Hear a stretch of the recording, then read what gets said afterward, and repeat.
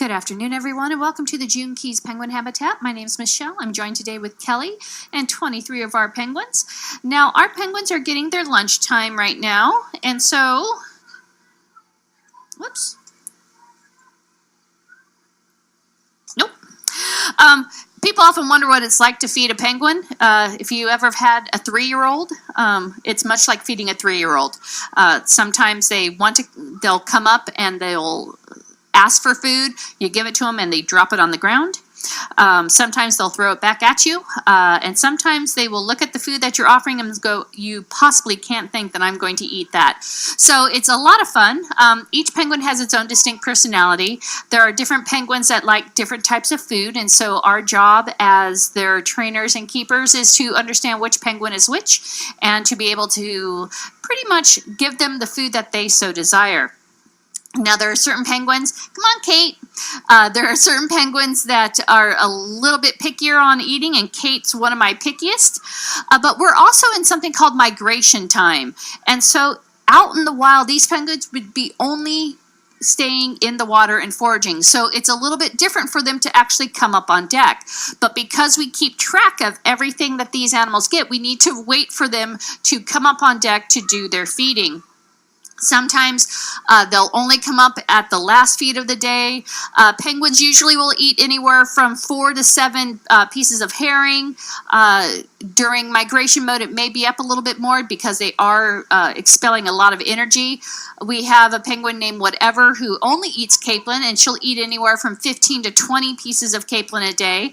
But that's only during this type of year. When we're getting into things like the breeding time or the molt, that is going to see an increase in their diet. Right now, our penguins are consuming roughly about 13 kilograms of food a day. Let me see if Floyd will come up. He doesn't like the mic. Hold on for a sec.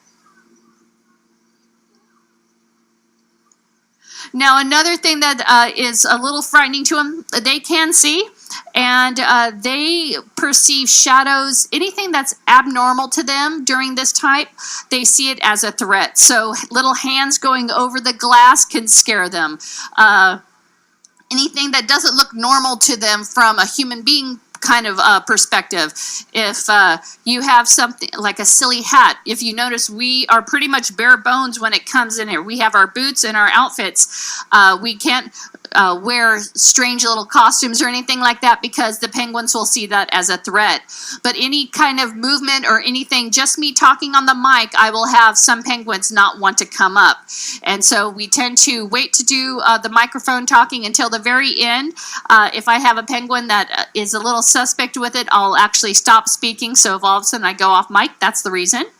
But during the time that we do this, we try to offer our penguins at least 3 feeds a day. This allows them to get the nutrients that they need as well as any type of medication that we're giving them. If you notice, they just perceived a threat, and it doesn't mean that all 23 of them, 22 minus little D up here, it's almost like a meerkat in that only one of the penguins needs to perceive a threat, but all of them will take that threat seriously. So if all of a sudden one animal perceives it, you're going to see a dive response of all the penguins.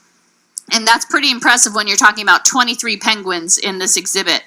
Now, if you notice, they look a little bit different. 3 of them do, and you can see, D likes my shadow. D up here is actually one of our juveniles, and we have Wally as well as Cleo. Cleo's over by the S window. There are juvenile penguins. Wally's right in the center. And they are the penguins that were just hatched in May. Here comes Matson.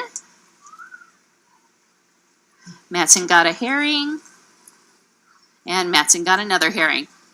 Now you can see just how quickly he ran up, got his food, and ran back. He's like, I don't want to be up on land.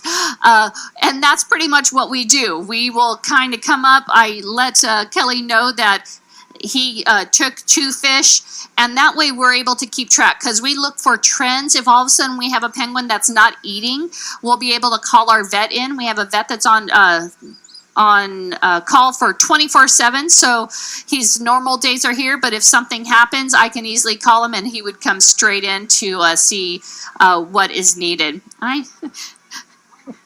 Penguins are easily amused. One of the things that we also do here is we do give them enrichment so that they have toys sometimes. You may have seen on YouTube the penguins playing with the iPads. Those are our penguins. They really like that mouse game. They like to follow anything. So normally it has to be up on deck. The youngsters don't perceive the threats as the adults do. And that's good for some things. For other, if you're in the wild, it's probably not the best thing, and they may have not survived in the wild, not perceiving the threats. But for the most part, she is really good about wanting to be up here with us. And that's what we do. We actually work with our penguins so that they are used to people, that they don't have a fear response, and that they know that we're not going to do anything to harm them. And so it makes us taking care of them a lot easier. So we can do full body checks on our penguins that were born here. Some of the penguins that we actually had from other facilities are a little bit more skittish, and so they don't allow us to do that. We have to be a little bit more sly when we're dealing with them. But for the most part, we try to do everything with the cooperation of the animal. It makes it much safer not only for the trainers, but for the animals themselves. I know penguins look really cute and cuddly, and you don't think that they have anything on them that could do a lot of harm, but that beak that they have is actually serrated. So when they catch fish in the wild, that fish tries to swim away, but those little serrations hold on to it. Well, that's the same goes with skin.